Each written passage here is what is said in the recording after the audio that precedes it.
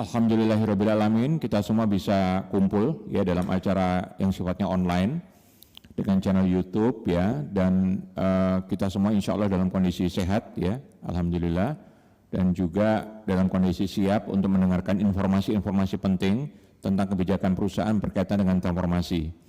Jadi Bapak Ibu sekalian, perkenalkan saya Haji Arstiaji, mungkin masih banyak yang belum ketemu saya langsung ya. Saya sekarang adalah sebagai Director Human Capital Management, namun juga merangkap sebagai CTO, Chief Transformation Office. Jadi itu yang sekarang tugas baru saya, dan memang ini tugasnya adalah untuk melakukan program transformasi perusahaan.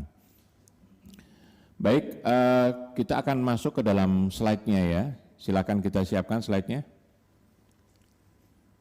Nah, Bapak Ibu sekalian, transformasi Wika itu digambarkan dengan kupu-kupu, karena kupu-kupu adalah hewan dengan proses metamorfosis sempurna ya, perubahan yang sangat sempurna dari ulat menjadi sangat berbeda ya, dari mungkin tidak ada indahnya menjadi sesuatu makhluk yang sangat indah, yang sangat baik, yang sangat menjadi banyak dijadikan ikon ya sebagai satu makhluk indah, yaitu kupu-kupu, dan kebetulan dia membentuk huruf W juga dan pas banget dengan Wika kita. Dalam transformasi Wika ini kenapa harus ada? Jadi saya harus tekankan ya bahwasanya Wika ini sekarang dalam posisi kesulitan secara bisnis dan keuangan, dan kita sekarang sedang melakukan restrukturisasi keuangan. Restrukturisasi keuangan yang tujuannya adalah untuk menyehatkan kembali kondisi keuangan perusahaan. Nah, dengan merestrukturisasi keuangan kondisi perusahaan tadi ini, maka kita dengan pihak lenders atau dengan pihak perbankan, mereka harus memahami bagaimana kita melakukan bisnis kita ke depan. Jadi mereka tentunya kita juga harus yakin bahwasanya kalau kita melakukan mengajukan satu proses restrukturisasi, kita harus juga berdampak kepada proses perubahan cara bisnis kita ke depan. Dan itu yang ditunggu oleh banyak pihak, bahwasanya apa yang membuktikan bahwa Wika tidak masuk di lubang yang sama. Karena kalau masuk di lubang yang sama berarti kita sebetulnya tidak berubah. Hanya mengulangi aja proses terjadinya krisis yang terjadi di Wika ya, terutama dalam kondisi keuangan. Makanya di sini dikatakan dalam tagline-nya di transformasi Wika adalah, if you always do what you always done, you always get what you always got. Kalau Anda melakukan apa yang sudah Anda lakukan, maka Anda akan mendapatkan apa yang sudah pernah didapatkan. Jadi nggak akan ada yang berubah. Makanya transformasi itu menjadi bagian penting untuk merubah diri kita, ya, untuk menjadi masuk ke dalam bisnis yang baru dengan cara yang baru. Kira-kira betapa pentingnya itu. Dan bagi perusahaan-perusahaan yang sudah maju, misalnya seperti Mandiri gitu ya, dulu ketika mereka bertransformasi pertama kali dari 4 perusahaan, 4 bank menjadi 1 bank namanya Mandiri, itu transformasi awal mereka. Dan sampai detik ini mereka masih punya divisi transformasi, ya, yang betul-betul berpikir bagaimana terus perubahan itu harus terjadi, karena memang transformasi itu tidak berhenti ketika kita punya program tertentu. Diri kita harus mentransform diri kita terus menerus, perusahaan ini harus transform terus menerus ya, untuk mengikuti situasi dengan zamannya.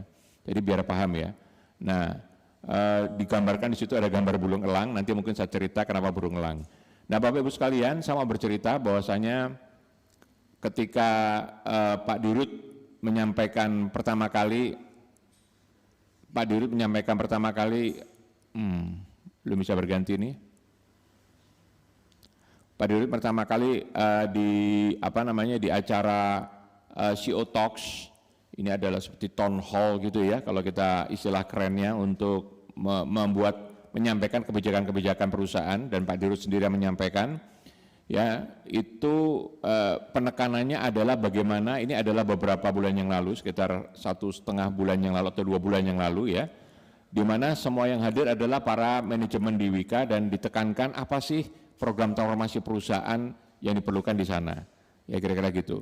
Di situ Pak Dirut menggambarkan sebetulnya bagaimana Wika ini seperti burung elang sebetulnya, ya, burung elang yang dulu sangat disegani. Wika pernah berjaya, Wika pernah terbang tinggi sebagai perusahaan konstruksi terkemuka, dan siapa yang nggak kenal Wika dan siapa yang nggak bisa mendahului Wika.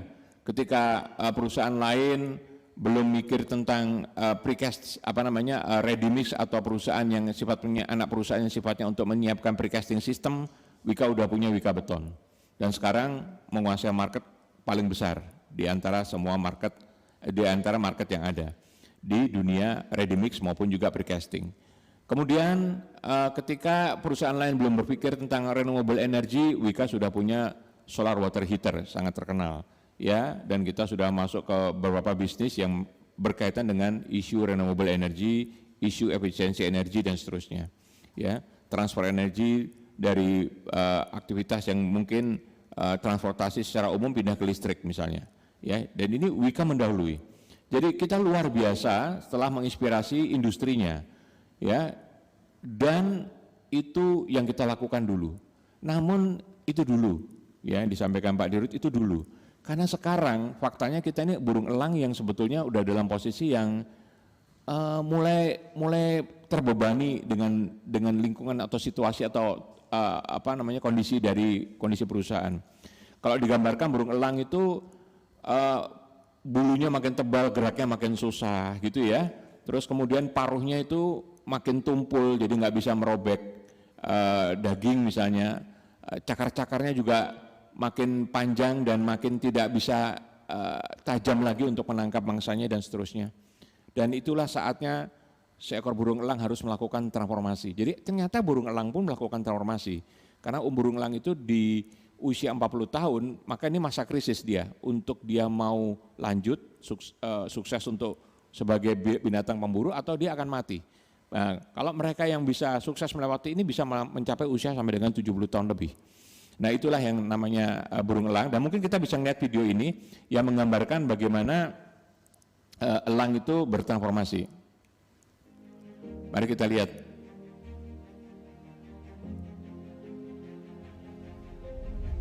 Tahukah Anda bahwasanya seekor elang memiliki umur yang sangat panjang, sampai dengan 70 tahun. Tapi tahukah Anda bahwasanya ada usia kritis, di mana ketika dia mencapai usia 40 tahun, maka dia harus menghadapi satu pilihan karena dia tidak lagi seperti yang dulu.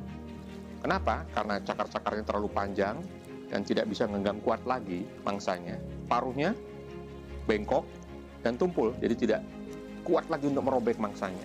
Dan bulu-bulunya sudah terlalu tua dan panjang, sehingga memberatkan dalam terbang manuver-manuver sulit. Di saat seperti itu, maka elang harus menghadapi pilihan untuk merubah dirinya atau apa adanya. Dan kalau dia melakukan apa adanya, dia harus terima konsekuensi untuk semakin tidak berkompetisi dalam mencari mangsa dan siap mati dalam usia yang tidak jauh dari 40 tahun. Tapi ketika dia mengambil pilihan untuk merubah, untuk menjadi elang baru, maka dia harus mengambil pilihan untuk mentransformasi dirinya dengan cara yang sangat menyakitkan. Bagaimana caranya?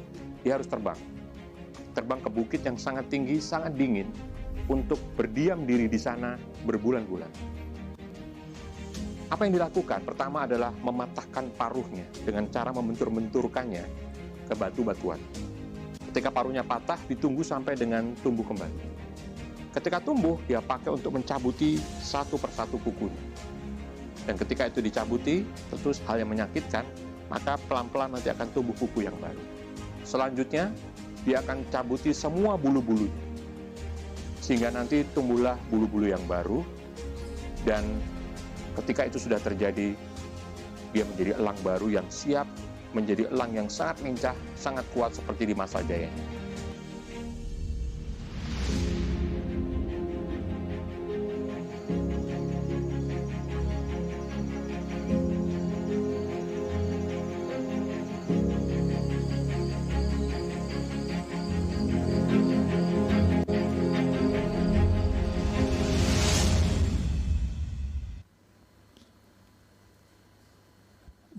Insan Wika kita bisa sudah melihat tadi satu proses bagaimana elang itu bertransformasi, dan itu sesuatu yang menyakitkan. Jadi kalau namanya bertransformasi itu bukan sesuatu yang enak nyaman ya. Bayangkan elang harus ke gunung, mematahkan paruhnya, mencabut kukunya, mencabut bulunya untuk tumbuh lagi, dan nanti setelah itu nanti dia bisa normal lagi, bahkan punya kekuatan yang mungkin lebih baik daripada sebelumnya. Jadi itulah transformasi yang jelas tidak mudah dan menyakitkan. Kita pun sama. Sekarang kita pun sedang menghadapi proses transformasi. Kita tahu kondisi-kondisi kompetisi kita makin nggak mudah dalam mendapatkan proyek. Kemudian kita juga bekerja dengan keterbatasan dana misalnya, dan seterusnya. Jadi semua proses ini harus dilalui, tetapi yang paling penting kita tidak boleh berhenti melakukan perbaikan diri, dan disitulah proses transformasinya. Merubah bisnis kita, merubah cara-caranya, ya, dan kemudian fokus bagaimana kita yakin pertumbuhan ini akan bisa terjadi. Bapak Ibu sekalian, insan Wika, kita pernah dilakukan satu diagnostik oleh McKinsey, salah satu I think the best business consultant in the world, ya, di mana dia melakukan evaluasi terhadap apa sih sebetulnya terjadi di Wika dan skala langkah prioritasnya di mana. Maka ditemukanlah 6 poin ini, ya, yang berkaitan. Pertama adalah concern nomor 1 adalah perbaikan kondisi keuangan, ya. Kemudian yang kedua adalah konteksnya adalah dengan penurunan piutang, ya, penurunan piutang menjadi isu penting. Kemudian yang ketiga, ini yang penting nih, perbaikan eksekusi kita, ya, terutama yang teman-teman berkaitan dengan proyek, bagaimana kita project execution itu meningkat dengan cara-cara yang betul-betul lebih baik. Target peningkatan margin menjadi isu juga, karena margin kita dianggap masih di bawah daripada industrinya. Tentunya perbaikan tata kelola menjadi isu penting untuk meyakinkan semua proses berjalan dengan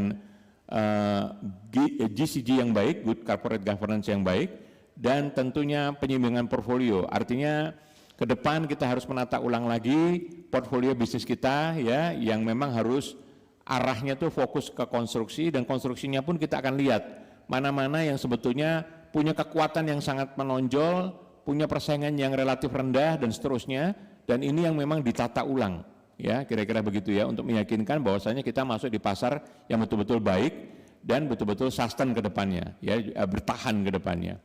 Nah, kemudian dibuatlah suatu program yang namanya Rumah Transformasi, dan ini yang selalu disampaikan Pak Dirut di banyak tempat, ya, di banyak kesempatan sebagai berikut, yaitu Rumah Transformasi ini menggambarkan tentang bagaimana strategi Wika dalam menjalankan transformasi. Jadi pertama tujuannya yang di atap itu bisa kelihatan, menjadi satu perusahaan yang fokus terhadap cash, ramping, dan fit terhadap masa depan. Artinya kita memang bisa melihat kemungkinan masa depan itu ada di mana, dan kita menjadi perusahaan yang siap terhadap kondisi masa depan, tetapi sekali lagi ramping dalam segala banyak hal, dan yang paling penting adalah fokus terhadap cash. Ya, ini penting karena banyak perusahaan yang mungkin hanya fokus terhadap mungkin kita pengakuan daripada keuntungan, misalnya pengakuan daripada pemasaran atau produksi, ya, tetapi kadang-kadang kondisi keuangannya berat, kira-kira begitu. Nah, ini yang menyebabkan menjadi bagian penting, karena kita lebih fokus, kita bukan cari untung, tapi kita bukan cari project, tapi kita cari untung dan kita cari cash-nya, kira-kira begitu, ya, bukan hanya pengakuan untungnya saja. Bisa dilihat bahwasanya kalau itu mau dilakukan maka ada 3 pilar penting. 3 pilar penting itu apa? 1, fokus terhadap cash, tadi sudah diutarakan. Jadi kita ini sekarang bagaimana caranya teman-teman dari timnya Direktorat Keuangan bekerja sangat keras untuk memperkuat strateginya dalam rangka memperkuat kondisi cash-nya. Ya. Kemudian yang kedua adalah bagaimana pilar kedua, eksekusi proyek kita menjadi lebih baik. Ini saya sharing di depan teman-teman yang memang mungkin overallnya adalah bisnisnya dari proyek. Tentu saya harus menceritakan eksekusi proyek ini menjadi isu sangat penting. Dan yang ketiga, pilar ketiga adalah tadi penyimbingan portfolio. Jadi meyakinkan di mana sih kita punya peran investasi. Ya, investasi kita sekarang di induk sudah nggak ada, dilempar ke anak-anak saja. Terutama kita punya Wika Realty, ya, dan Wika Realty ini yang harus menjalankan program investasi. Tetapi di tempat lain kita sebetulnya adalah fokus di konstruksi dan industri hilirnya, manufaktur dan seterusnya. Gitu, ya, ini contoh bagaimana kita ngatur portfolio. Nah, yang paling penting adalah 4 tangga di bawah ini sebagai pondasinya, enabler istilahnya. Ya, yang pertama adalah manusianya. Ya, yang tangga paling bawah itu manusianya. Jadi kalau kita melakukan transformasi itu kuncinya pertama adalah manusianya dulu. Yaitu insan Wika yang punya karakter akhlak yang kuat. Akhlak ini jangan dianggap sebagai jargon, ya, tapi konten dan isinya tuh dalam banget, ya. Nah, kalau itu sudah oke, maka tangga kedua yang harus kita tuntut harus bagus, yaitu sebetulnya di sistem IT dan digitalisasi. Karena ini yang menjamin kita akan bisa melakukan satu kegiatan dengan proses yang akurat, cepat, kira-kira gitu, ya, efektif gitu, ya, dan efisien. Nah, kemudian yang ketiga adalah bagaimana isu manajemen risiko betul-betul melekat.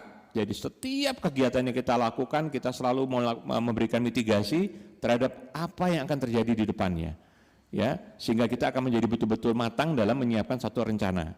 Nah, yang berikutnya adalah organisasi yang ramping, ya kira-kira begitu ya. Jadi dengan organisasi yang ramping ini diharapkan betul-betul kita akan punya peran maksimal untuk menjalankan 3 poin tersebut yang di atas pilarnya, ya, dengan kekuatan di mana overhead kita rendah gitu ya, dan kemampuan kita berkompetisinya juga tinggi. Nah, dibuatlah satu tahapan-tahapan dari 3 pilar ini, dari rumah transformasi ini sebagai berikut, ya. Sekali lagi tahap nomor 1 bisa dibilang di 6 bulan pertama gitu ya, kita fokus di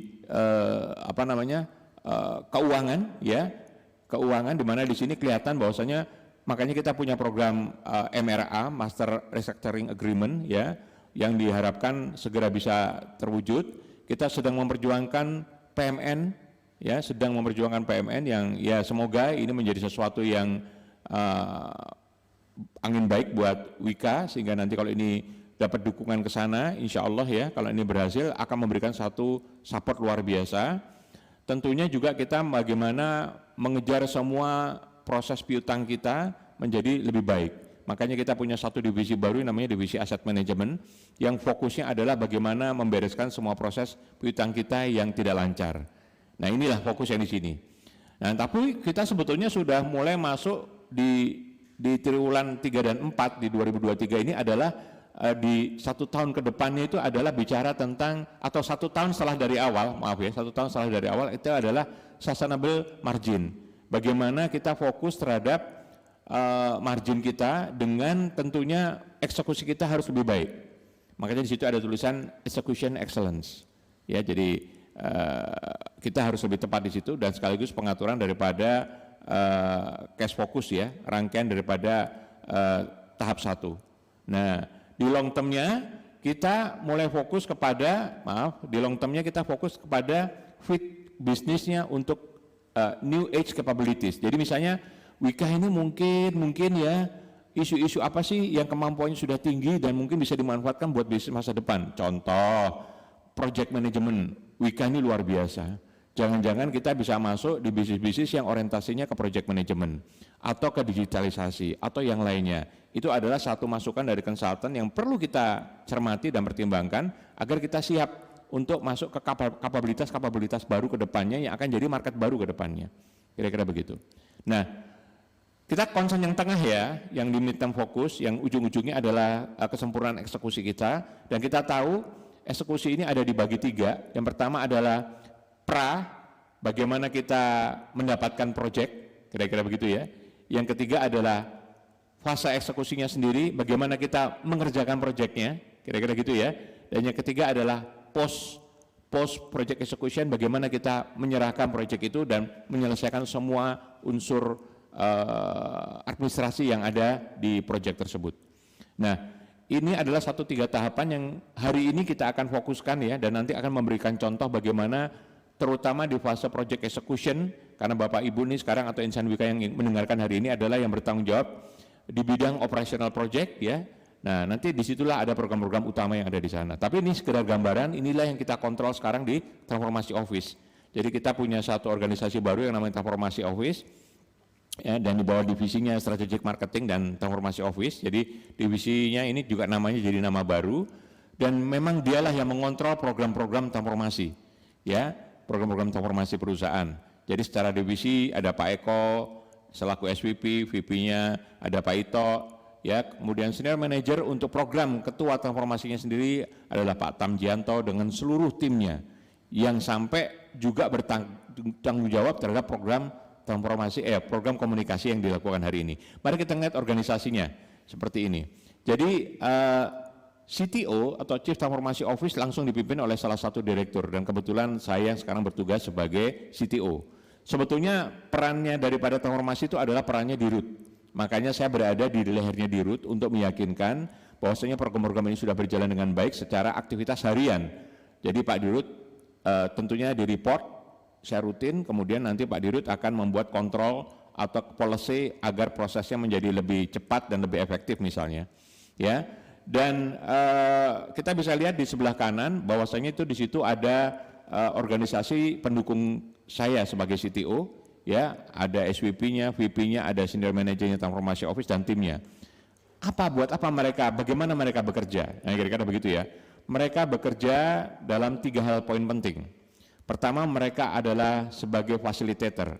Jadi semua orang dalam program transformasi ini dituntut mengeluarkan satu ide. Ide itu nanti dinamakan inisiatif ya, ide dinamakan inisiatif. Terus kemudian dipastikan ide-ide itu atau inisiatif itu merupakan inisiatif yang sudah berkolaborasi lah, melihat secara kompleks satu program. Nah, disitulah peran fasilitatornya transformasi office penting. Contoh sederhana, ketika program human capital itu dijalankan, ternyata terkaitnya kuat dengan operasi, ternyata terkaitnya kuat dengan keuangan. Ya, maka perlu ada fasilitasi agar mereka betul-betul berdiskusi secara bertiga untuk mendapatkan program secara maksimal, meskipun program itu punyanya human capital.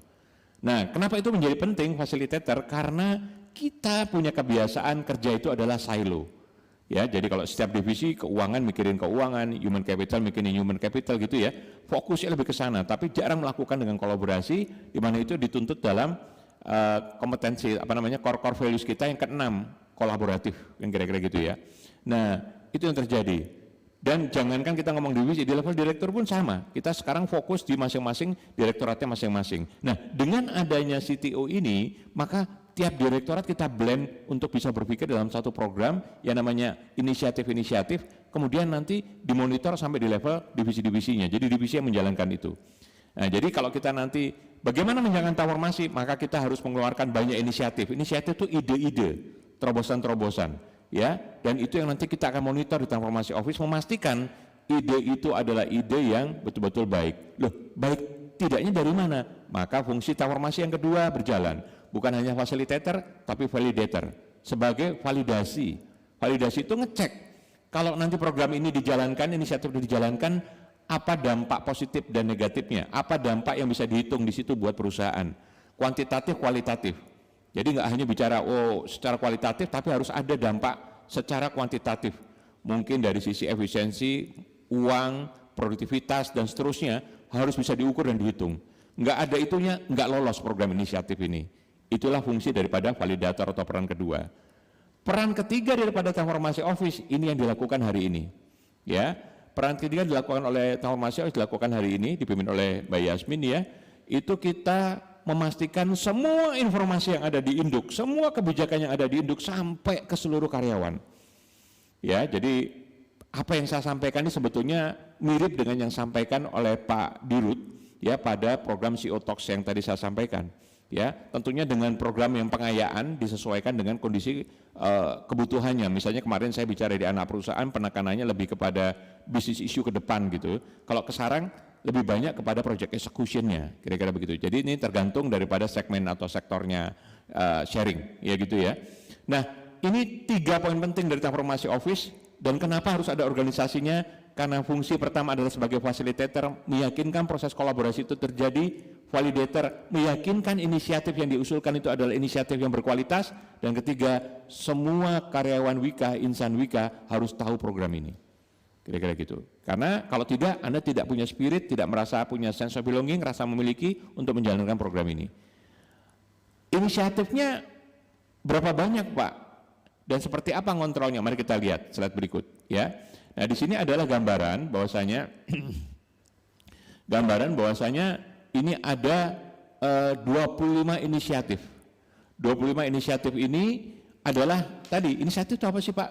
Ide-ide untuk melakukan terobosan, ya, yang menyebabkan nanti rumah transformasi itu terjadi. Jadi ini sekaligus menjadikan satu sosialisasi untuk paham tentang rumah transformasi, tentang inisiasi, kira-kira gitu ya.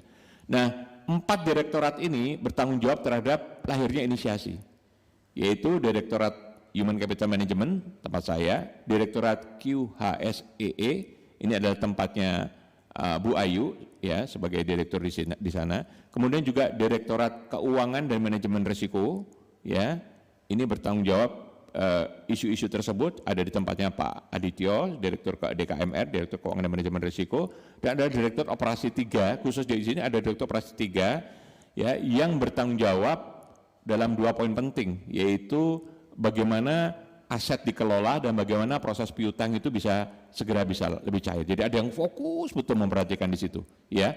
Nah, ini hanya memberikan gambaran masing-masing punya, saya punya 7 inisiatif, KHSE punya 10, Keuangan Manajemen Risiko punya 4, dan Direktur Operasi 3 punya 4. Kira-kira gitu ya.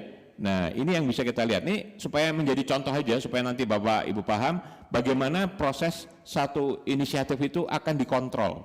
Nanti saya akan ngambil contoh di tempatnya saya di Human Capital Management, dan ini yang menyebabkan kita meyakini kualitasnya akan bagus dan akan tuntas, ya, punya dampak, gitu ya. Kualitas materi inisiatifnya bagus, kemudian dikerjakan sampai akhir tuntas, dimonitor dan berdampak, kira-kira gitu. Karena kalau tidak percuma saja kita punya inisiatif. Nah, bagaimana cara ngontrol itu? Ya, satu inisiatif aja, satu inisiatif bagaimana cara ngontrolnya itu? Kita punya yang namanya transformation stage, tahapan transformasi. Kita lihat ya gambar di sini. Nah, pertama kali orang mulai dari L0, yaitu ide. Ya ide aja, cuman ngomong aja ide. Wah, saya punya ide seperti ini, kira-kira gitu. Ya, ini contoh sederhana nih. Ada ide begini. Ya, ini udah lahir nih ide ini, L0, jadi awalnya dari L0. Wah, kita nih program pengembangan kita tuh kan yang paling efektif kan lewat rotasi ya, tapi praktek rotasinya kok susah banget ya, karena cenderung pimpinan megang gitu ya, cenderung yang bersangkutan nyaman nggak mau pindah misalnya dan seterusnya, dan itu menyebabkan problem bagi pengembangan human capital di Wika. Ketika dilakukan assessment center hasilnya jeblok semua, karena rotasinya nggak cukup. Kira-kira begitu. Nah, L0 itu baru ide doang, bagaimana kalau kita program rotasi itu berjalan dengan baik gitu ya. Untuk jadi L1, L0-nya diterjemahkan dalam bentuk proposal ringan, hanya untuk mendeskripsikan apa sih tujuannya Anda, apa sih sebetulnya arahnya program ini, apa sih targetnya seperti apa dan seterusnya. Jadi seperti kayak satu lembar proposal singkat gitu ya, hanya untuk mendeskripsikan ide tadi.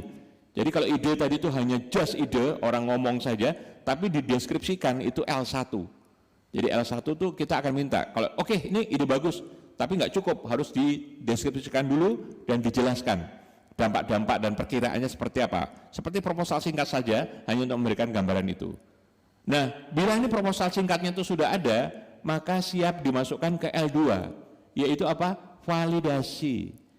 Jadi kalau proposal itu sudah ada, nanti dilihat secara teorinya, dampaknya, kemudian kuantitatif kualitatifnya, dan seterusnya, kewajaran programnya, dan seterusnya. Begitu dia nggak lolos, gugur nih program ini. Tapi kalau begitu dia lolos, maka dia akan masuk ke dalam L3. Gitu. Di L3 didetailing, Bapak Ibu sekalian insan Wika ya, didetailing menjadi, oke, kalau program rotasi itu harus dikaitkan dengan program bagaimana dia nanti rencana ke depannya, karir path. Kalau gitu nanti ada programnya, detailnya di situ diatur ya, bahwasanya ternyata dari L3 ini sudah mulai keluar outputnya, bahwa sekarang nanti ini akan dilakukan ini ya, setiap orang yang dirotasi kepada satu tugas tertentu, misalnya si A pindah ke direktorat di divisi human capital gitu ya, dia langsung akan punya waktu batasannya berapa lama, misalnya di situ hanya boleh 2 tahun, dan dia nanti habis itu akan pindah kemana, sudah ditentukan juga. Jadi satu step yang kedepannya. Kalau 2 step, 3 step belum bisa bacanya, tapi kalau satu step kedepannya sudah bisa bacanya, karena kebutuhan karir path-nya sudah ada.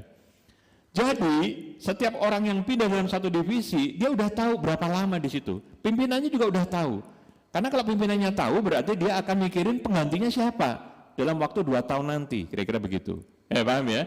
Nah, terus kemudian dia akan tahu akan pindah kemana. Jadi dia harus sudah mulai menata hati betul bahwasanya saya belajar ini cepat-cepat dapat hal banyak, ya, dapat kontribusi banyak karena saya habis ini akan pindah dengan bidang yang sangat berbeda. Mindsetnya akan berubah. Kira-kira begitu. Coba Anda bayangkan dari ide yang tadi cuman kayak kesannya ngomong santai gitu ya, sampai ke L3 jadi proposal yang sangat detail. Ada perencanaan schedule-nya, ada PIC yang bertanggung jawab, ada keterkaitan dengan divisi-divisi mana nanti dia harus berkomunikasi dan seterusnya. Dan akhirnya dia nanti akan masuk ke L4 untuk diimplementasikan. Jadi kalau L3 sudah lengkap, oke, dia siap masuk ke L4 untuk diimplementasikan. Begitu nanti dia masuk implementasi, maka setelah implementasinya berjalan, selesai, akan dievaluasi, dan nanti ada L5. L5 itu berjalan kira-kira setelah 3-6 bulan, proyeknya selesai. Dan nanti dilihat dampaknya. Kadang-kadang kita melakukan sesuatu itu juga belum tentu sempurna.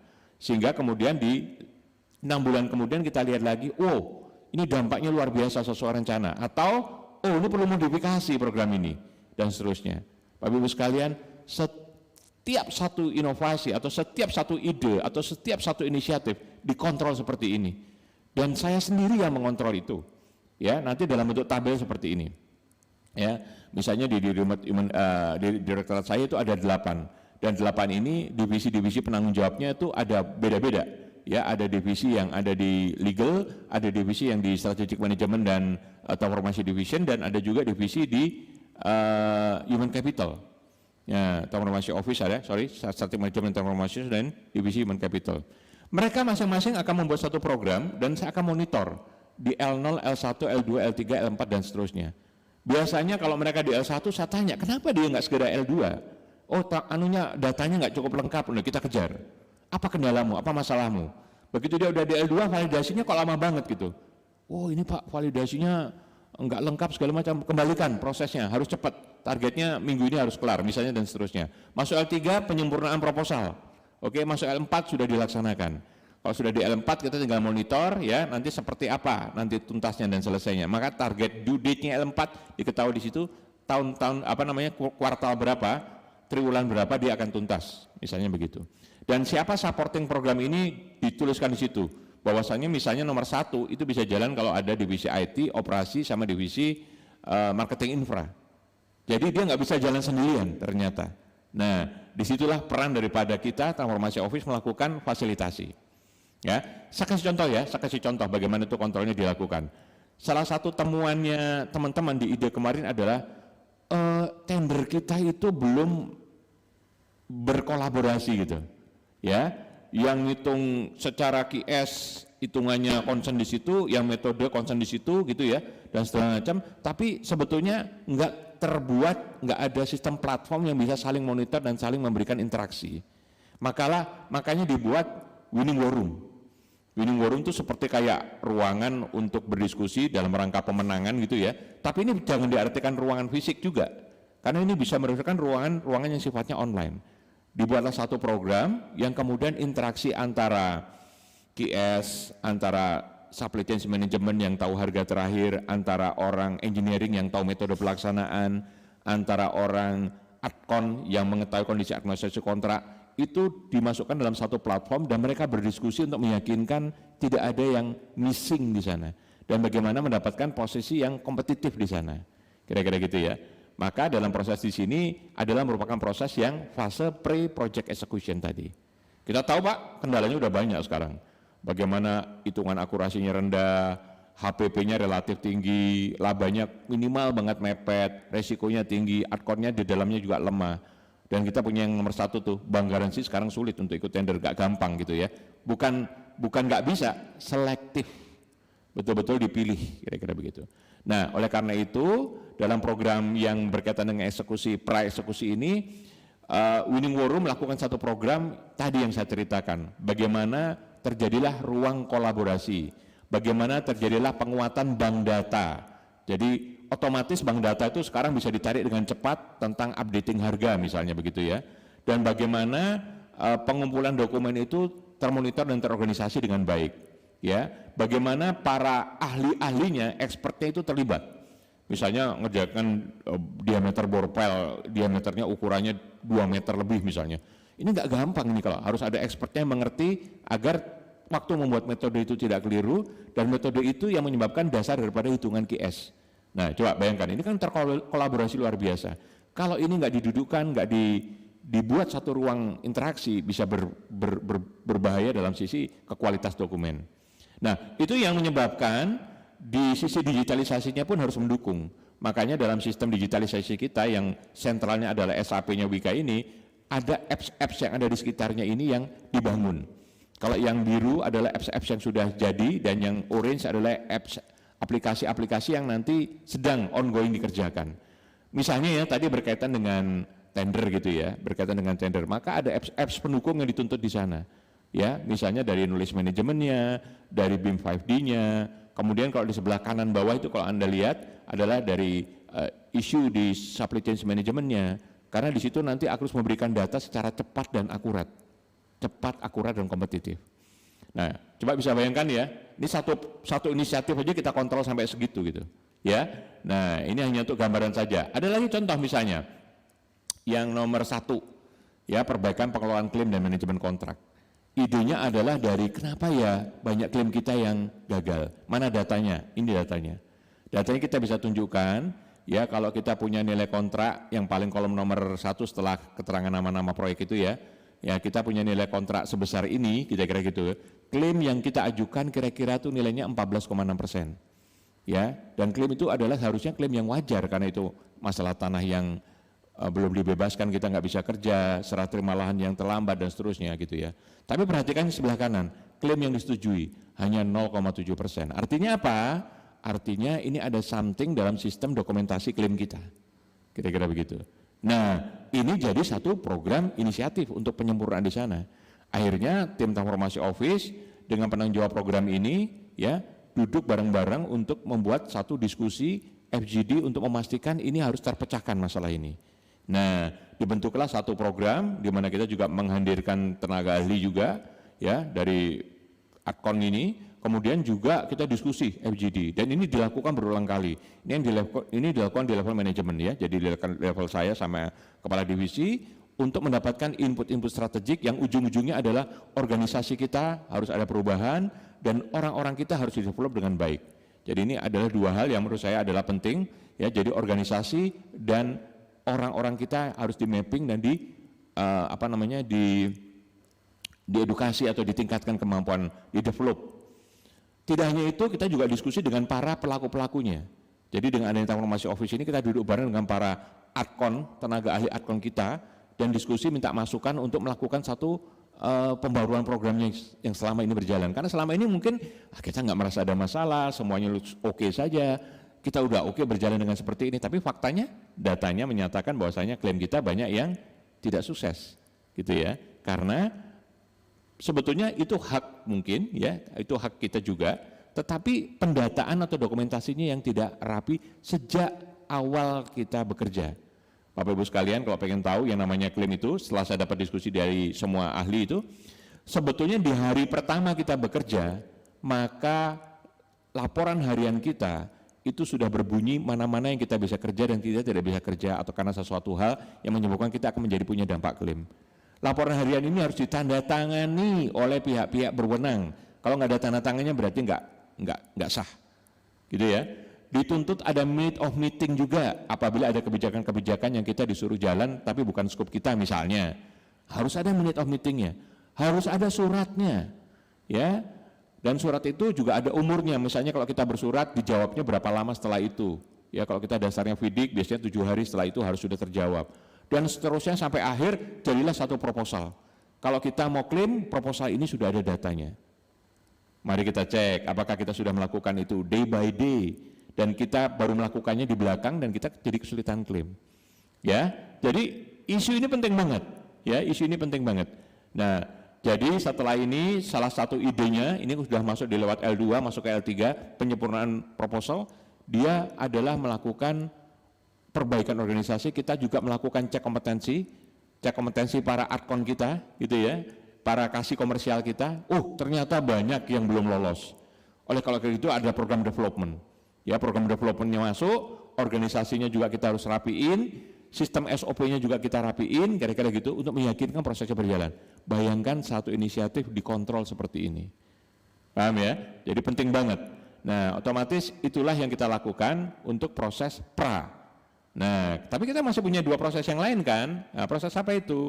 Mari kita lihat proses di fase eksekusinya dan di postnya. Dan ini kita bukan nggak punya kesulitan yang lebih besar, kesulitan kita juga banyak. Pertama adalah kondisi keuangan kita sulit atau tidak selancar sebelumnya atau tidak semudah sebelumnya. Artinya apa? Berdampak kepada produktivitas kita atau produksi lapangan, makanya OP-nya jadi lebih rendah. Kemudian yang kedua apa? Wah Pak, kalau OP-nya rendah kan jadi LSP-nya kita, laba setelah pajak kita juga jadi turun. Kira-kira begitu kan? Nah ini selalu menjadi satu fenomena. Sekali lagi kita transformasi ya. Memang transformasi ini perlu ada yang sakit-sakitnya gitu ya. Dengan kondisi uang terbatas tapi kita tetap bisa punya LSP yang tidak turun. Nah, kira-kira gitu. Gimana itu? Gitu ya. Nah nanti kalau yang di sebelah kanan, isu pentingnya itu adalah PDPK kita tinggi.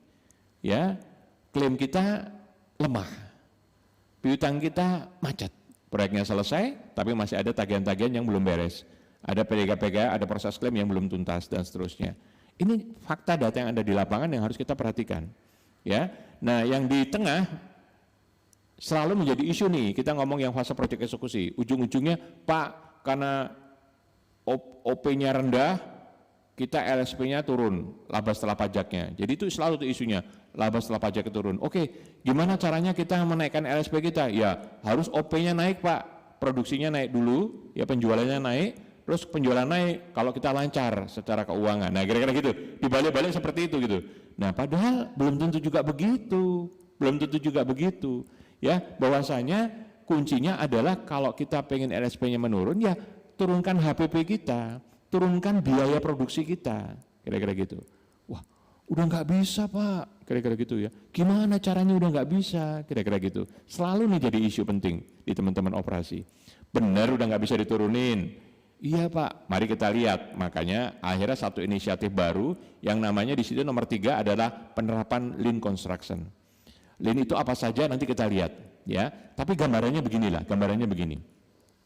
Di Lean Construction itu sebetulnya mengajak kita untuk melihat lemak-lemak yang ada dalam proses bisnis kita di proyek ya, yang tanpa kita sadari, yaitu namanya waste, ya waste ya. Dan waste itu sebetulnya menyebabkan kita tanpa kita sadari itu beban biayanya luar biasa. Contoh termudah kalau waste itu adalah waste material lah. Mari kita tanya teman-teman waste material, waste beton berapa? Jawabannya 2%, 3%. Bagaimana ceritanya? Anda ngecor 100 meter kubik, di dalamnya banyak besi-besi diameter besar yang mungkin makan 10% daripada itu, 10% daripada ruangannya. Terus kemudian Anda ngecor, Anda bayarnya 103 meter kubik. Seharusnya Anda itu ngecor tuh volumenya hanya 90 meter kubik.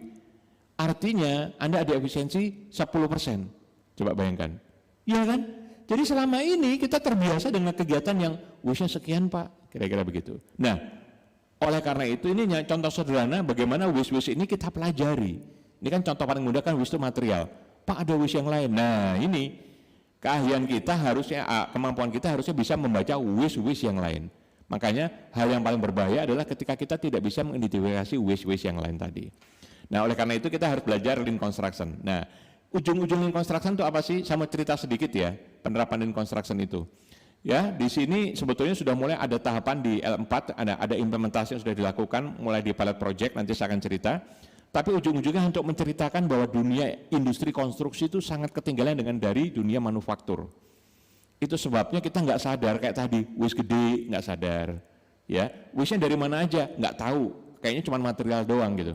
Karena industri konstruksi itu sangat tertinggal dibandingkan dengan industri manufaktur, karena ilmu Lean itu terlahirnya dari ilmu manufaktur, bukan dari konstruksi. Nggak percaya, mari kita lihat datanya sebagai berikut. Lihat gambar ini dengan baik ya. Ini adalah foto yang kita ambil di tahun 1913, kita cari foto ya, industri otomotif. Ya, dan di tahun 2020 fotonya udah seperti ini, industri otomotif. Ini sama-sama manufaktur ya. Jadi dari 1913 yang serba manual, di 2020 everything is by robot.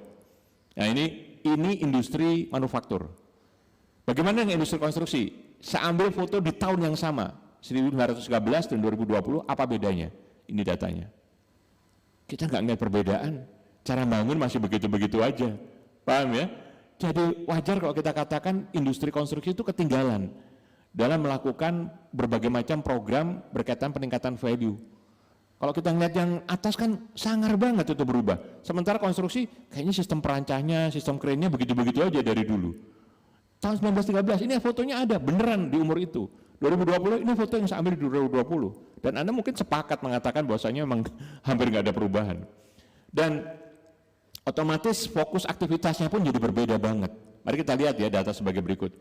Nah, data ini menunjukkan bagaimana dunia manufaktur dan dunia konstruksi itu concern aktivitasnya itu udah beda.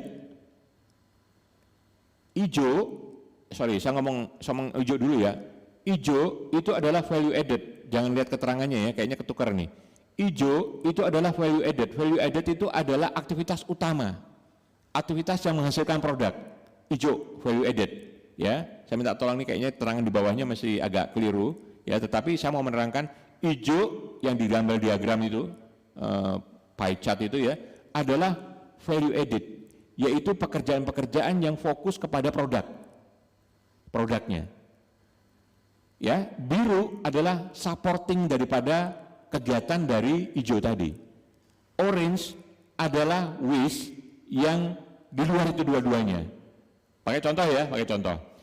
Kalau kita ada pekerjaan beton, maka hijaunya itu adalah pekerjaan formwork, pekerjaan besi, dan pekerjaan ngecor. Itu hijau, value added. Itu ya. Kemudian kalau kita ngomong support activity apa? Oh, support activity itu pendukungnya.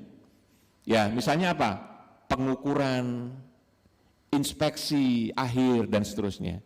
Itu kan supporting. Yang di luar itu apa, Pak? Yang di luar itu ada. Dan kita nggak sadar banyak. Karena di dunia konstruksi yang di luar itu tuh 57%. Yang support activity 33%. Yang value added yang kerjaan pokoknya itu 10%, coba bayangkan. Nah, 57% waste itu contohnya apa, Pak? Contohnya waste. Pekerjaan pembersihan. Karena kerja nggak sekali bersih, berulang-ulang nanti dibersihin. Gitu ya. Perbaikan defect. Wah, ini ada yang formworknya nggak akurat, diperbaiki lagi dan seterusnya. Perbaikan pembersihan dan seterusnya sebelum cor dan seterusnya. Defect ini yang menyebabkan kita menjadi waste-nya gede. Makanya waste-nya 57% dunia konstruksi. Sementara di dunia manufaktur waste itu cuma 26%. Mereka sudah sangat fokus terhadap value added atau kegiatan pokok. Makanya kita harus tahu ya, kita ini bekerja di luar dari pekerjaan pokok dan support terlalu banyak. Tadi defect, pembersihan gitu ya, langsir, langsir itu memindahkan satu volume, satu material ke tempat yang lain dan seterusnya. Makanya ini berbahaya ya, karena kita nggak sadar bahwa kita tuh bermain di ini penelitian ya, yang membandingkan kedua-duanya dan ini menjadi satu acuan internasional juga. Jadi ada 8 waste yang ditandai di Lean Construction dan kita banyak nggak mengenal itu. Satu tadi defect. Pernahkah kita ukur berapa banyak perbaikan kita? Pekerjaan ini gagal, diperbaiki, nggak sempurna, diperbaiki, biayanya luar biasa. Tanpa kita sadari. Kedua, overproduction. Kadang-kadang produksi yang kita berikan, produk yang kita berikan over daripada rencananya. Nah, gampangannya begini, beton diminta K225, kita memberikannya K250 atau K300. Karena kita udah pusing mikirin mixingnya misalnya. Itu overproduction sebetulnya. Waiting apa? Proses menunggu di lapangan yang kita nggak sadari. Pekerja dari formwork, pekerja formwork itu telat bekerja, menyebabkan orang-orang pembersihannya menunggu, dan karena mereka menunggu juga menyebabkan orang-orang beton itu juga menunggu. Orang-orang beton itu menunggu lengkap dengan concrete pumpnya dan truck misernya juga. Ini waiting dan kita nggak tahu bahwa di situ, nggak sadar bahwa di situ tuh duit tok isinya, uang semua. Oh Pak, itu kan semuanya udah tanggung jawabnya mandor. Mandor itu nggak bisa rugi kalau Anda sudah ada volume orang yang ditentukan berapa, kerjanya berapa lama, ya tetap aja dia klaim kita. Kan kira-kira gitu kan. Artinya kita harus melihat ini sebagai satu biaya. Non-utilized talent, apa itu non-utilized talent? Non-utilized talent adalah menempatkan seseorang yang sebetulnya bukan kapasitasnya bekerja pada satu tempat yang akhirnya menyebabkan dia nggak produktif. Non-utilized talent itu berkaitan dengan benarkah kita menempatkan seseorang berdasarkan background pendidikannya, berdasarkan keahliannya, berdasarkan kemampuannya yang betul-betul sesuai gitu ya. Saya masih bisa nemui loh, ada orang ditaruh di menjadi bagian kepala gudang misalnya, tapi sebetulnya dia tidak tahu ilmu-ilmu yang berkaitan dengan administrasinya, monitoring material FIFO, first in first out ya, kemudian bagaimana dia memonitor umur daripada inventory, dan nggak ada ilmu di sana. Karena orang ini orang baru misalnya. Orang-orang ini nggak punya kompetensi cukup. Akhirnya apa? Akhirnya berdampaknya kepada produktivitas. Oh, kita perlu 2 orang nih, kita perlu 3 orang nih, kita perlu 4 orang nih, kira-kira begitu. Karena yang pemegang utamanya tidak menguasai itu misalnya. Ya. Kemudian transportasi, ya. Karena kita tidak ini biaya yang tadi ya, non utilized talent. Kenapa? Dampaknya biasanya adalah kepada produktivitas, ya, kesalahan koordinasi dan juga berdampak kepada jumlah orang juga tuh, biasanya begitu. Ya. Nah, kemudian yang kelima itu adalah transportasi. Contoh apa transportasi? Transportasi itu adalah satu pergerakan yang sebetulnya nggak perlu. Ya, satu sistem, misalnya sistem supply nurunkan barang gitu ya, karena layoutnya keliru gitu ya, maka dia jadi muter gitu ya. Dan itu yang menyebabkan dia sebetulnya tadinya bisa to the point di titik itu jadi muter dulu. Orang nggak ngeliat ini biaya, karena produktivitasnya turun. Belum kita ngomong kalau muternya lumayan jadi BBM-nya juga biaya. Inventory, ya coba inventory. Inventory ini banyak yang nggak berpikir bahwasanya, saya ini kalau ke lapangan selalu saya cek gudang ya, saya buka gudangnya dan saya lihat wow materialnya banyak. Saya tanya udah berapa hari di sini materialnya, Pak 3 minggu, 4 minggu. Pahamkah Anda bahwasanya sejak material itu didatangkan oleh kita, oleh vendor gitu ya, vendor menyerahkan berita acara, dan sejak ada berita acara itu, jadilah invoice dan argo kita sudah jalan, 3 bulan lagi pembayaran. Sementara kita belum bisa menjadikan barang ini menjadi produksi. Paham ya? Sehingga ketika kita nggak jadikan produksi, kita belum bisa nagih, tapi kita udah ditagih nanti sama subkon sama vendor. Gitu ya? Nah ini yang menyebabkan kita nggak sadar, ini biaya Bapak Ibu sekalian. Terus kemudian idealnya, pernahkah kita berpikir inventory itu begitu datang materialnya, di bawah 5 hari materialnya keluar, jadi produksi. Ini kalau boleh ngomong, kalau bisa material datang hari ini dipakai hari ini, wah itu ekstrim banget ya. Tetapi this is the true thing, material yang berlebihan yang ada di gudang, ya dan dipakainya mungkin masih bulan depannya lagi. Saya paham untuk daerah-daerah yang remote ya, yang datangnya materialnya susah. Tapi saya datang ke proyek-proyek kota ternyata masih ada yang kayak begini. Motion itu apa? Nah ini biaya semua nih Pak, motion itu adalah pergerakan. Jadi misalnya, kita naruh material tuh di tempat yang tidak tepat. Akhirnya diperlukan handling kedua, dipindahkan ke satu tempat yang lain. Coba bayangkan, double handling di situ ya. Nah, jadi ini menunjukkan sesuatu yang tidak matang dalam perencanaannya dan akhirnya sebetulnya kan tadinya pakai truk engkel misalnya ya, ditaruh tadi truk besar diturunkan di sini karena nggak cukup, pindahnya pakai truk engkel, pindahkan lagi dan seterusnya. Ada 2 kali handling di situ dan itu biaya. Jadi itu biaya, orang pada nggak sadar.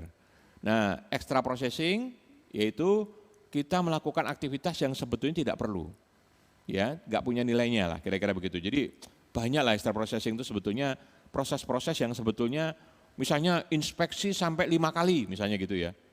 Kok inspeksi kok sampai 5 kali itu ngapain gitu ya? Pengukurannya sampai 4 kali gitu, kira-kira gitu.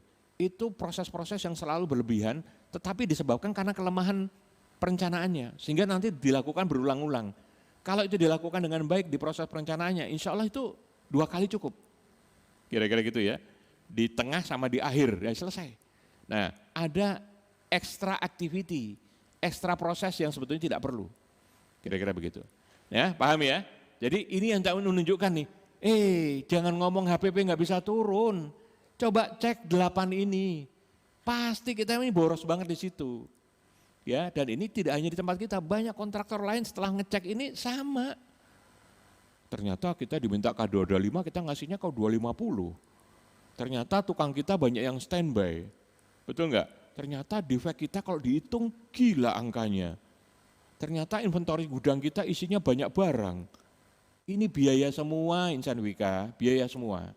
So inilah yang sekarang kita jadikan fokus untuk meningkatkan LSP kita. Dengan nekan HPP kita. HPP kita tekan dengan cara gimana? Lean, kira-kira begitu. Nah, di Wika kemarin kita udah punya komitmen ya, tim ini dipimpin oleh Pak Aminullah ya. Pak Aminullah ada di divisi engineering, dibantu oleh tim dari transformasi office juga, ada Mas Hadi, Mas Iqbal, Mas Prima di sana untuk mematangkan program ini. Sehingga kita sepakat kemarin adalah ada 4 yang kita mau prioritasin dulu di semua proyek, yaitu defect, mau nggak mau kita ngukur dulu sebelum gimana, sesudah gimana gitu ya. Kemudian inventory, kemudian waiting, dan non-utilized talent.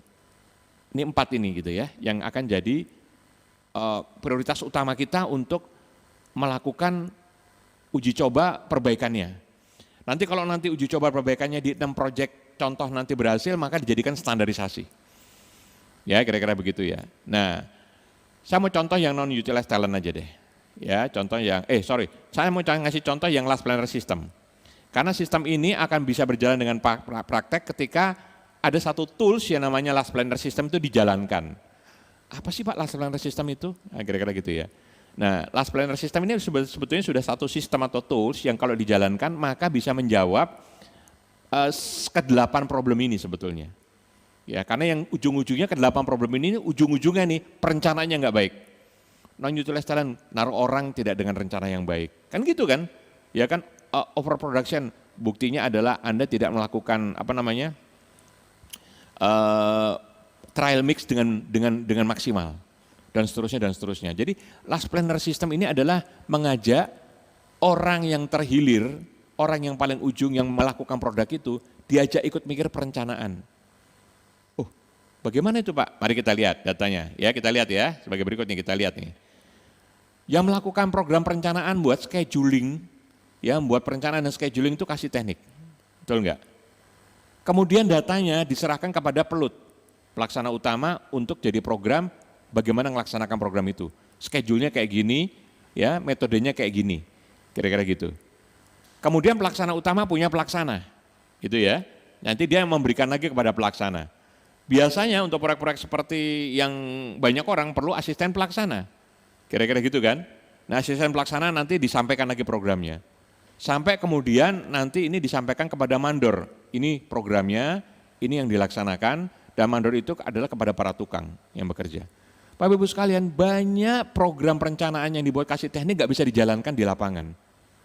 Akhirnya schedule jadi mundur, akhirnya produk jadi nggak kualitasnya tinggi, ya dan seterusnya. Karena apa? Karena pelaku-pelaku orang yang ngerti produk itu ada di hilir atau di sebelah kanan tadi. Di last planner system, maka orang-orang yang di hilir atau penanggung jawab produk itu diajak ikut berencana. Contohnya ini asisten pelaksana. Dia kasih teknik tidak membuat perencanaan sendiri. Dia duduk bareng sama asisten pelaksana. Idealnya nih asisten pelaksana mengajak subkon dan mandor gitu ya untuk membuat perencanaan. Perencanaan itu dibuat A, B, C, D, E, F, G, schedule-nya kayak gini, metodenya kayak gini dan seterusnya. Dan harus membuat komitmen, oke ya aku udah membuat seperti Anda mau, Anda harus jalankan. Dan setelah itu si mandor asisten pelaksana akan memegang target itu. Tentunya lengkap dengan pelaksana utama dan pelaksananya juga gitu. Itulah last planner system. Makanya kalau saya menerjemahkan last planner system itu adalah sebetulnya mengajak orang yang paling bertanggung jawab terhadap produksi ikut merencanakan programnya. Bukan orang yang teoritis di belakang meja terus ngasih perencanaan. Ini kalau terjadi Bapak Ibu, hal kecil ini luar biasa. Luar biasa. Karena kita ini selama ini adalah menyerahkan semuanya. Pokoknya ini rencana serahkan di bawah, bawahnya nanti nggak bisa kerjakan, nggak berani balik ke atas, ujung-ujungnya schedule-nya mundur, biayanya bengkak, ada over di sana sini dan seterusnya. Makanya saya kalau menerjemahkan last planner system ya, ini kan satu tools yang sudah ditemukan oleh orang-orang Lean Construction, itu yang bagus oleh Jason Schroeder. Jason Schroeder itu mengatakan begini, apa sih last planner system? Last planner system itu adalah perencanaan yang terkolaborasi, di mana melibatkan pelaku terakhir, last planner itu pelaku terakhir untuk ikut terlibat dalam perencanaan. Tidak hanya berkomunikasi dengan baik dengan mereka, melakukan kolaborasi kerja dengan mereka dalam perencanaan, tapi juga membuat mereka berkomitmen untuk melaksanakan. Kira-kira gitu, paham ya? Jadi ini kelihatannya hal sepele, tapi pernahkah Anda diskusi para kasih teknik atau membuat rencana dengan mereka yang paling hilir, para pekerja, pelaksana, subkon, vendor dan seterusnya, untuk membuat rencana bareng-bareng dan menandatangani komitmennya, menyepakati. Ini hal sepele, tetapi kalau nggak dilakukan terjadilah waiting tadi, terjadilah defect tadi, dan seterusnya. Jadi ya kalau saya ngasih gambarannya begini, ini caranya mikir last planner system, tapi nanti detailnya ini hanya memang common practice ya secara dunia. Tetapi nanti memang detailnya teman-teman dari tim Lean Construction ini bekerja, dipimpin oleh Pak Aminullah ini. Bekerja untuk ini, kira-kira begitu ya. Yaitu pertama kita tahu proyek ada master schedule. Dalam master schedule itu ada apa coba? Ada milestone yang kuning-kuning. Milestone 1, milestone 2, milestone 3, milestone 4. Setiap milestone itu bisa kita tarik. Dijadikan full plan. Jadi kalau dia harus selesai, misalnya di situ bunyinya 30 Maret, maka apa saja di depannya sebelumnya harus kita lakukan. Itulah full plan. A, B, C, D, F. Terus kemudian setelah kita sudah membuat full plan-nya gitu ya, karena full plan ini bisa 3 bulan gitu ya, bisa, oh ini full plan untuk 3 bulan ditarik ke depan, ditarik ke belakang gitu ya, maksudnya ditarik di hulu, kira-kira begitu. Maka kita bisa membuat program look ahead-nya. Jadi kita ngelihat, kalau gitu kita terjemahkan ini ke program 3 bulan, per tiap 6 minggunya kita melakukan apa. Per tiap 1,5 bulan ini, sekali lagi ini praktek-praktek yang dilakukan di luar sana. Nanti kita akan menyesuaikan di sini dengan data dan sistem yang kita buat. Kemudian ketiga adalah kita membuatnya menjadi schedule mingguan. Hasil tadi diskusi nih, waktu nyusun full plan saja, itu udah diskusi sama teman-teman tadi, sampai level mandor tadi, sampai level subcon. Buat look ahead-nya, buat weekly plan-nya, sepakat dulu. Sampai buat daily plan-nya. Daily plan-nya aktivitas apa saja yang hari ini Anda akan lakukan. Makanya kalau kita paham toolbox meeting itu yang benar itu adalah, sebetulnya kita melakukan diskusinya itu adalah besok mau melakukan apa, bukan hari ini. Toolbox meeting itu yang bagus itu adalah justru setelah selesai bekerja, kita merencanakan besok melakukan apa. Sehingga kita punya waktu cukup detail. Dan bisa mendata kebutuhan-kebutuhan apa yang harus disiapkan di sana. Tapi kalau dilakukan di pagi hari, pasti sudah menjadi terlambat atau perlu waktu. Kadang-kadang jadi modot, ke lapangannya jadi 8.30 atau jam 9. Paham ya? Jadi lakukanlah di sore hari, ya dibuatlah rencana harian yang mengacu kepada weekly, yang mengacu kepada 6 weeks plan dan seterusnya. Nah nanti setelah ini, setelah kita mengerjakan weekly, daily plan ini harus dimonitor. Mana yang dikerjakan, mana yang tidak, gagal. Maka di sini dikatakan sebagai PPC, Percent Promise Complete. Ini misalnya, ini dari 10 item cuma 2 yang nggak bisa dikerjakan 80%. Dievaluasi. Kenapa ini kok nggak bisa jalan? Kenapa? Ini anehnya dari sana. Sehingga nanti ke depannya makin akurat, daily plan-nya makin akurat. Bapak Ibu sekalian, ini hal sepele, Insan Wika hal sepele, tetapi banyak orang proyek yang nggak melakukan ini. Dan waste-nya ada di mana-mana. Kita dulu belajar pertama kali tentang isu Lean Construction dari seorang profesor dari ITB, dan memang ini adalah ahli Lean Construction Indonesia, namanya Profesor Abdu.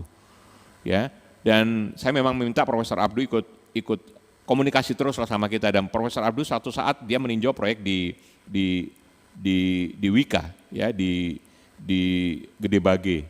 Ya, proyek STP Gede Bage di ITB, di Sumarekon.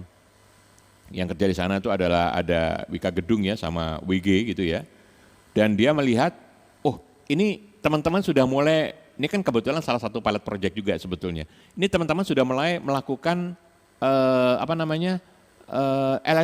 last plan system, LPS tadi. Kenapa? Karena yang dihilir diajak diskusi. Menarik ya, ini videonya kalau nggak percaya. Ini siapa aja yang hadir di sini? Ini suaranya Pak Abdu. Di sini yang sudah datang dari tim QC, dari tim produksi gajian, slating. Ini dilakukan sore hari untuk Subkon menyasar ini, rencana besok. subkon. Jadi subkon yang hadir di sini. Terus apa yang dilakukan? Evaluasinya itu kita terkait target progres per hari ini, apakah sudah tercapai. Jadi ngevaluasi yang hari ini Sunset ya. dan mempersiapkan yang besok. Rutin dilakukan setiap Makanya hari. namanya ini sunset meeting, keren banget. Ya dilakukan Kenapa sore enggak hari. pagi-pagi?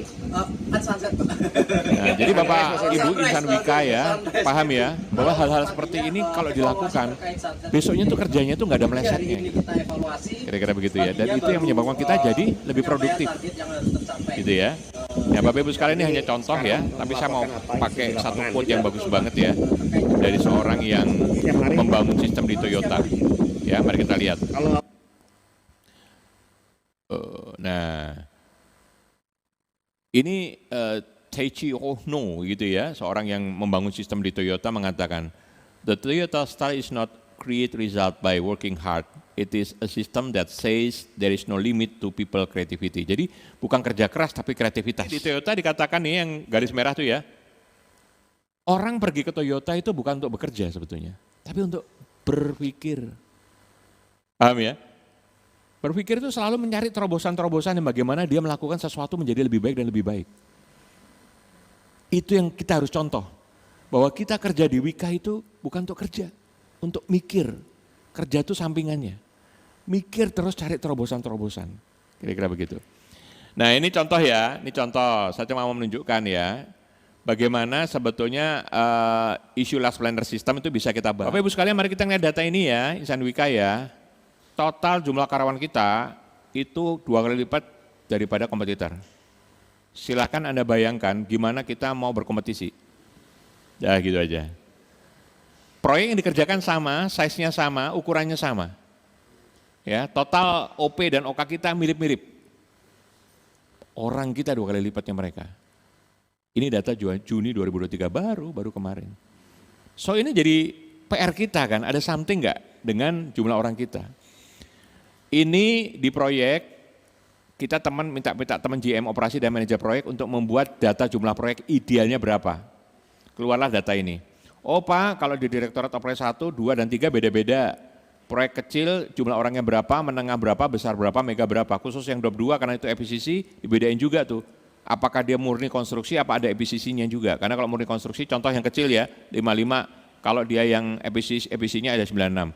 Kemudian kalau gedung yang kecil itu contohnya 45, tapi kalau infra 32. Dan seterusnya. Dan kita monggo deh buat aturan sendiri yang memang wajar harusnya seperti itu. Jadi bukan intervensi dari human capital misalnya. Setelah membuat data ini gitu ya, kita potret kondisi lapangan. Dan kita nyimpulkan ada kelebihan dari data kuotanya itu adalah 2.500 orang. Enggak kecil ini, ya. Ada data 2.500 orang kelebihan. Dan kita juga mendata apa program mereka untuk segera melakukan penyesuaian. Ya. Bahkan sampai Desember pun nanti baru mencapai ini kan dari kita lihat ya, Juni 2003 ada 46 proyek dengan over terhadap kuota 2.500 orang, nanti di bulan Desember 17 proyek dengan kuota 491 orang. Belum habis, masih ada yang kelebihan kuota. Tapi at least teman-teman mulai memonitor itu deh gitu ya. Ini data ini saya dapatkan dari para manajer HC di divisi-divisi operasi gitu ya. Nah itu kita bisa lihat tuh, overnya ada di mana aja. Kalau kita ngelihat over yang paling banyak, awal di Juli 2023 itu ada di infra 1. Tetapi begitu di Desember mereka sudah minim orangnya. Tetapi di efisiensi masih relatif gemuk. Ya, di Juli 2023 itu 478, kemudian di Desember 2023-nya masih 398. Ini jadi PR. Di rapat direksi ini dibahas loh. Dan kita menyebutkan proyek-proyek mana aja itu. Jadi ada datanya. Ya, jadi misalnya seperti ini ada proyeknya, lebihnya berapa kita hitung, kita sampaikan satu-satu proyek. Yang 46 proyek itu, ya kira-kira gitu ya. Terus ini datanya seperti apa, kelebihannya di mana, Bapak Ibu sekalian. Tanpa kita sadari, Pak ada yang on kuota enggak? Oh jangankan kuota, ada yang di bawah kuota, kira-kira gitu. Dengan proyek yang tipe kesulitannya sama. Ya dan nanti di Desember masih ada yang over kuota dan ini kita pelototin terus untuk meyakinkan nanti akan terkendali.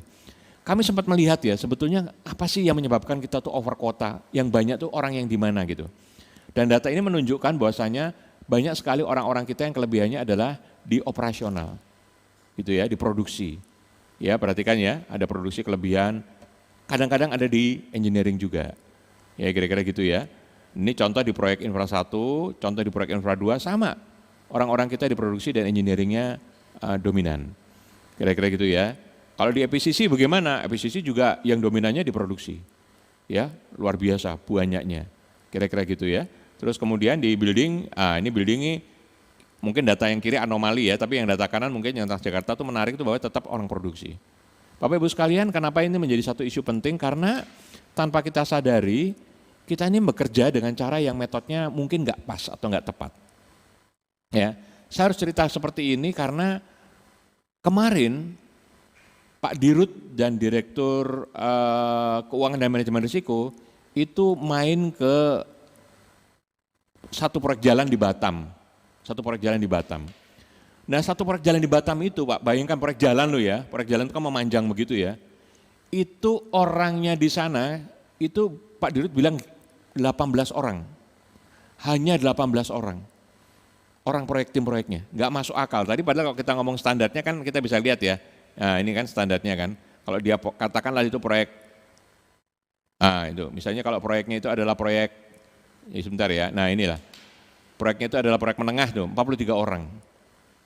Atau proyek kecil lah, misalnya kita ngomong 32 orang. Ini di bawahnya ya 18 orang. Ya, 18 orang. Sorry, saya maaf salah. Jumlahnya 15 orang.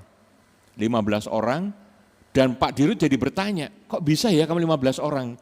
Lah gimana tim engineeringmu itu? Loh Pak, kita jadi koordinator aja, karena para subkon kita punya tim engineering yang kita tuntut ada, kemudian nanti dia ikut mengerjakan, kita koordinasi.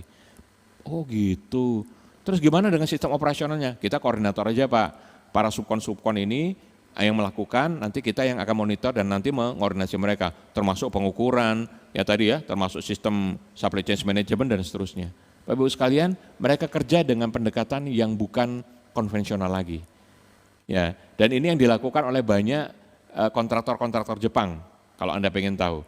Kontraktor-kontraktor Jepang itu juga melakukan hal seperti itu.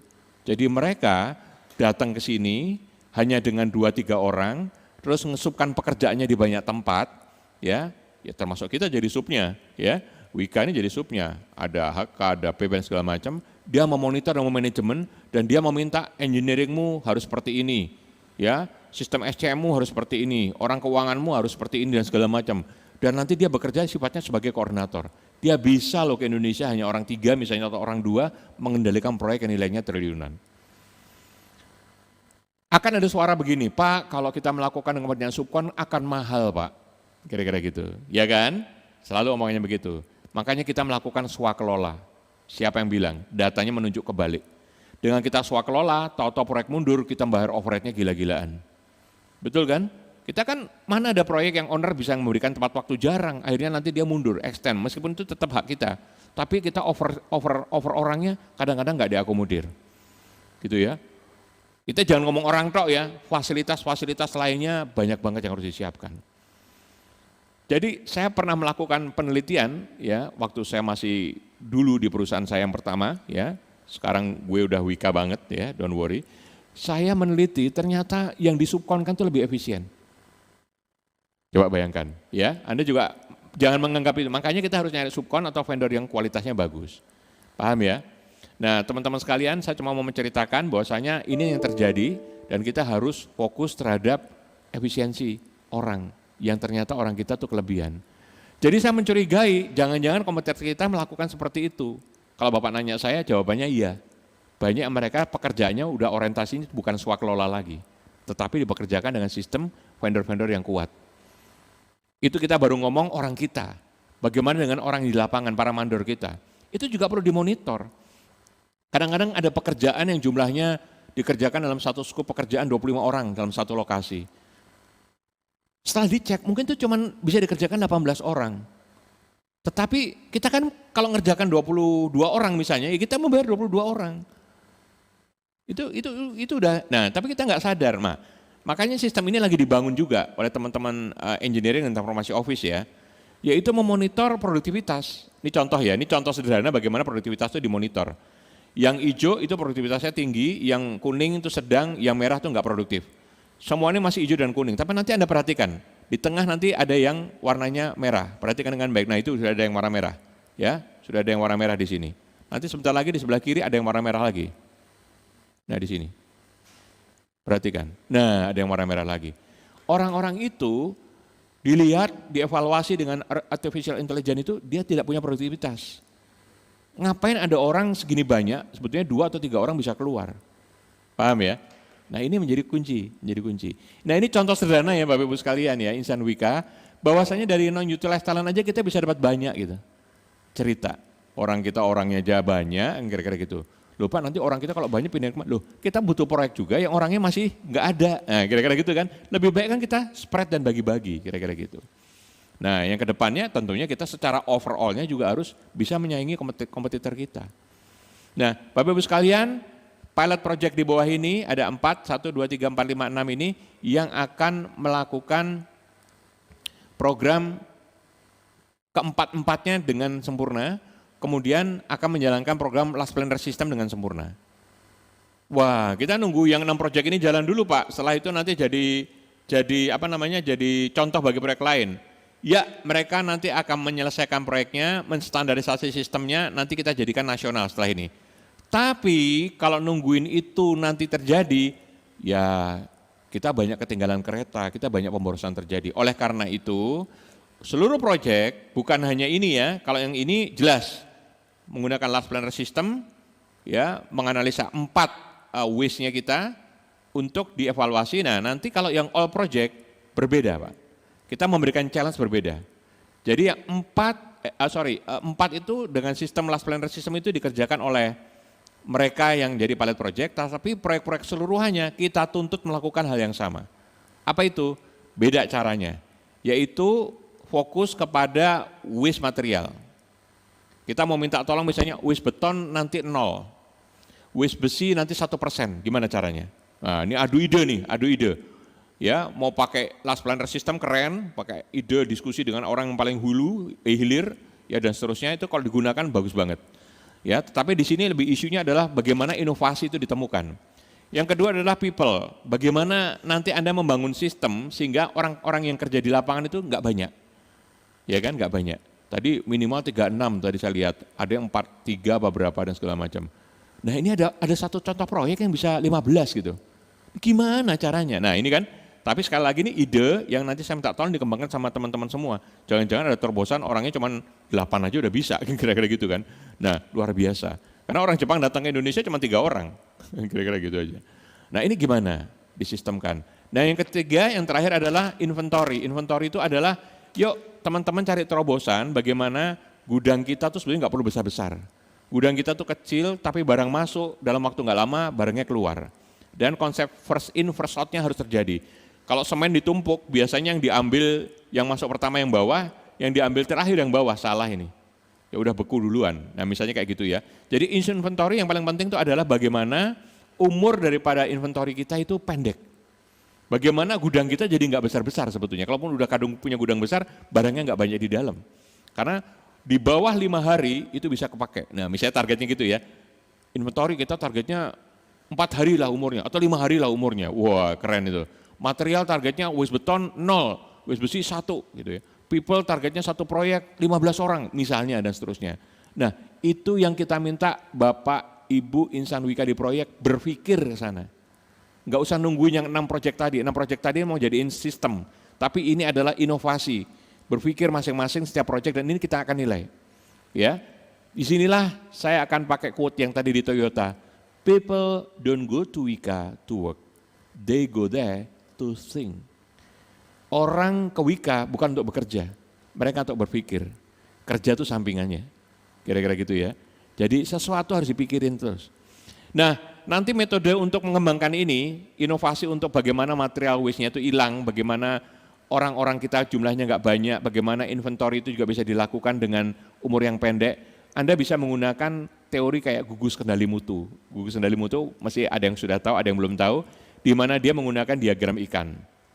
Ya, diagram ikan itu untuk menunjukkan bagaimana, diagram ikan itu untuk menunjukkan bagaimana cara bekerjanya. Jadi kalau kita punya targetnya tadi kita tanyakan adalah waste reducement atau pengurangan waste kita, bagaimana kita efisiensi jumlah orang, bagaimana kita efisiensi material, bagaimana kita efisiensi inventory, kita tarik apa saja faktor-faktor yang harus kita hitung di situ. Manusianya, alatnya, materialnya, metodenya, atau environment atau lingkungannya. Cari fakta dan data lapangannya masing-masing. Terus tanyakan, kenapa ya begitu gitu. Karena why ini adalah kunci. Kalau ada kata what, how, dan why, maka yang paling penting itu adalah why. Kenapa itu harus seperti itu? Mungkin nggak dirubah. Caranya gimana? Dan seterusnya. Maka nanti akan keluar jawaban-jawabannya akan menakjubkan dari seluruh proyek. Dan saya minta program ini akan dijalankan oleh semua proyek yang masih berjalan tentunya, yang masih produktif ya, untuk memonitor jumlah orang, untuk memonitor waste material, dan untuk memonitor umur daripada inventorinya. Nanti kita akan lihat, kita monitor. Siapa inovasi terbaiknya, the best 3-nya, kita akan minta ke pusat, presentasi di depan board of director, ya, untuk menyajikan apa yang dia lakukan, dan kalau ini memang betul-betul luar biasa, kita akan jadikan standarisasi. Nggak usah nunggu yang 6 tadi, ya kita udah punya standarisasi dalam waktu dekat untuk menekan HPP kita. Gitu ya, paham ya? Jadi ini semangat aja nih untuk ayo kita adu, dan kita lihat loh setiap proyek melakukan apa tidak ya. Saya menilai, saya menilai manajer proyek itu dari sisi komitmen seperti ini. Bisa nggak jalankan program gitu. Kalau dia udah dikasih tahu program, udah dikasih tahunya caranya dan kemudian nggak jalan, something wrong nih MP-nya nih. Something wrong, gitu ya. Perlu dievaluasi, kira-kira gitu ya. Nah tetapi buat saya yang paling penting adalah ini dijadikan spirit ya. Bukan untuk nakut-nakutin, dijadikan spirit bahwasanya ini kita dikasih kesempatan berkreativitas dan kita tunjukkan siapa tim kita, siapa tim proyek kita, kira-kira gitu, yang berbeda dengan yang lain. Bapak Ibu sekalian, semua inisiatif-inisiatif seperti ini itu kita monitor di kantor pusat. Ini saya rapat memimpin dengan seluruh kepala divisi untuk meyakinkan target-target itu tercapai. Tidak hanya saya dengan para kepala divisi, tapi para kepala divisi dengan seluruh BOD, itu kemarin juga sudah ada rapatnya secara khusus dan ini nanti akan jadi rutin. Membahas 25 inisiatif kita. Kalau ini dilakukan secara konsisten, sungguh-sungguh, ya, komitmen dan seterusnya, maka menurut saya dalam waktu tidak lama Wika akan menjadi sehat. Ya, jadi Wika akan menjadi sehat dan ini merupakan satu poin penting menurut saya untuk teman-teman semua, bahwasanya kita sekarang sedang berjuang untuk menjadi sehat dulu. Sebelum kita bisa ngejar mimpi jangka panjang kita. Karena bekerja dengan sehat itu penting. Ya, makanya Pak Dirut mencanangkan di tahun 2028, 5 tahun ke depan, ya, Wika sudah sehat. Betul-betul sehat dan siap berkompetisi seperti apapun juga dan siap menjadi perusahaan masa depan. Ya seperti di masa-masa lalu kita, elang kita ini perlu masa transisinya di 5 tahun. Pak bisa lebih 3 tahun atau 2 tahun enggak? Tergantung kita. Tapi kan ingat ya, di sini ada isu restrukturisasi keuangan yang memang makan waktu. Itulah yang sebetulnya disampaikan oleh Pak Dirut pada saat CEO Talks. Dan mungkin banyak dari Anda yang enggak bisa melihat langsung itu ya. Tapi biar nanti menangkap apa yang saya ceritakan ini saya sampaikan dalam film juga yang sama, yaitu Pak Dirut. Apa sih yang diomongin Pak Dirut pada saat menyampaikan itu, film pendek saja, hanya untuk menggambarkan feel dan rasanya ketika Anda mendapatkan sosialisasi transformasi seperti ini. Mari kita lihat. Kita sedang tidak sehat. Mengapa kita perlu bertransformasi? Dulu pada saat kita infraboom, pada saat kita boom, Wika adalah the best daripada construction Indonesia. Tetapi harus kita sadari bahwa kita pernah terbang tinggi, kita pernah terbaik. Kalau sebagai elang adalah elang yang indah, yang terbang tinggi, yang memangsa dengan cepat. Itu adalah dulu. Kita sekarang pada posisi elang yang sedang tidak baik. Investasi yang tidak benar, kemudian persaingan, yang ketiga adalah kompetensi, dan yang terakhir adalah bagaimana kita memasuki masa pandemi kemarin, properti yang luar biasa, yang hampir semuanya masuk properti, semua beli lahan melalui hutang. Begitu jatuh tempo kita harus membayar, begitu selesai kita nyemplungkan uang di situ, kita nggak bisa jual sama sekali karena yang dibeli juga tidak terlalu bagus gitu ya. Sehingga memang 4 hal itu merupakan penyebab daripada kita sekarang pada kondisi yang kurang baik. Sehingga dari transformasi yang kita lakukan, kita punya roadmap Pak. Roadmap transformasi Wika ke depan. Artinya kita, meskipun sekarang seperti ini, kalau kita semua gigih, kita bekerja sama, kita bersemangat, saya yakin kita akan bisa tidak hanya seperti elang ini, tetapi kita akan bisa kembali kepada Wika yang berjaya karena memang kita cintai ini. Insight Wika yang saya ceritakan sama kan, gitu ya. Tapi versi pendeknya tadi saya coba sampaikan, tetapi versi pendalamannya yang saya berikan hari ini sebetulnya penekanan dari yang disampaikan oleh Pak Dirut. Ya, jadi Anda nggak usah ikut datang di acara itu, tapi hari ini rekapan ini akan menjadi satu pemahaman bagaimana kita akan bertransformasi. Kira-kira.